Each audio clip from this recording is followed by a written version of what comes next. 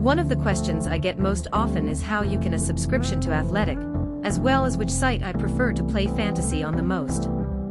It's a difficult question to answer, believe it or not. I play in a ton of dynastic leagues, so for me Fantrax is the easy answer. But if you're looking for a redraft league, or one that caters to the lowest stakes, I recommend Yahoo. While it has warts, it's the most user-friendly platform out there. The biggest problem is that they have 2 Shohei Ohtanis in 2023. Since I've run the gamut on all other platforms, it was correct to make a fake draft list for Yahoo as well. Yahoo, is that so? Do we get excited every time we say it? It reminds me of you have mail for the rest of the day, but maybe that's just me. As with ESPN, I randomly jumped into a fake draft room one Sunday afternoon, and to my surprise, and to my delight, it stayed full the entire time without leaving normally after the first round because that's so important. Format: this was a 12-team 5x5 head-to-head categories league, where rosters would be determined each week.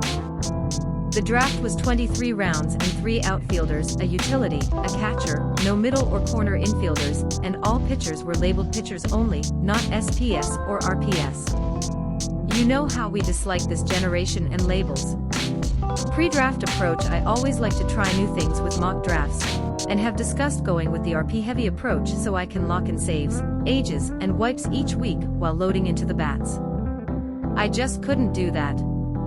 Even in a mock draft, there wasn't enough RPS to where I thought I could execute the strategy as it should be done. Also, given smaller starting lineup, it would be very difficult to guarantee an offense that would win 4 of 5 categories each week, given number of quality bats available on waiver cable.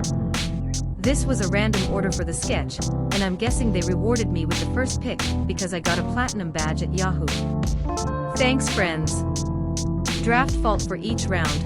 I will review selection along with my thoughts and provide analysis on favorite pick and the least favorite pick of each round. During this time, I'll be returning to some interesting thoughts about where players go, teams approach, and how my strategy plays out. Name Surname Ronald Acuna Yahoo gave me point number 1, which is hard to complain about. My therapist would be proud of me. I'll tell him that I got Acuña, my number 1 player this year, on my own first. Favorite TV show: José Ramírez J-Ram, to me, is a clear top 5 pick, so it's a big win to land him later. Good job, Team 7.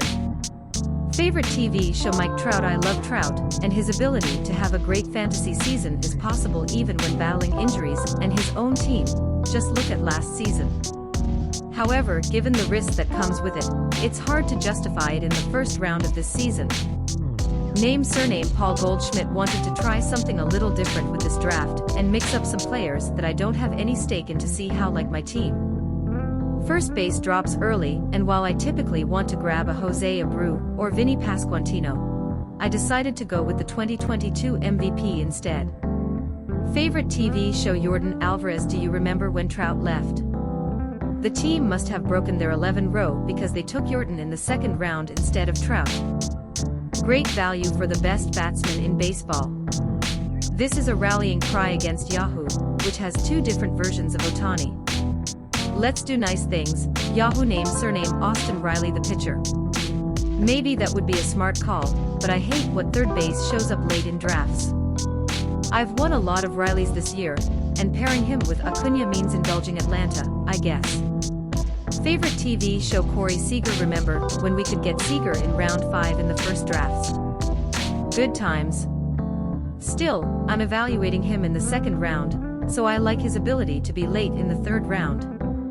Favorite TV show: Michael Harris II. I'm probably wrong here, but my approach is to generally fade year 2 players coming out of rookie campaigns that are better than expected. There is limited return on investment in this choice.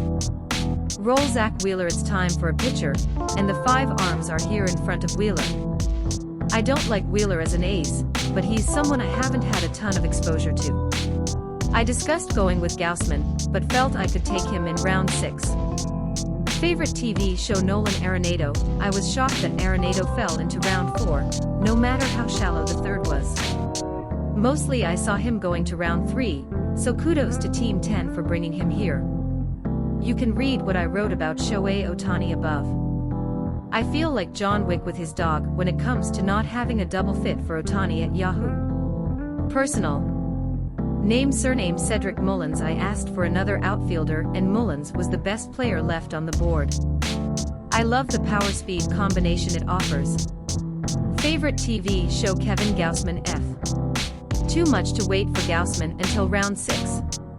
Team 6 has become an enemy for life with this selection, and I hope they will be last in every league they are in. Favorite TV show Corbin Carroll Lap 7 is where I'd be comfortable taking Carroll, which means I won't be doing any exposure. He hit every level well in the minor leagues, and there's no denying the rise. It's very difficult for me to invest in a rookie this early, not a locked man. Name Surname Ryan Helsley. Absolutely hate this choice, but I wanted to leave this sketch with the 3 doormen feel comfortable with. There were 3 more before Helsley on this tour, leaving me with the last of a tier. Fine, I guess. Favorite TV show George Springer. The perfect player for H2H. He leads a loaded series, and as long as he stays healthy, he should provide 5 categories of values each week.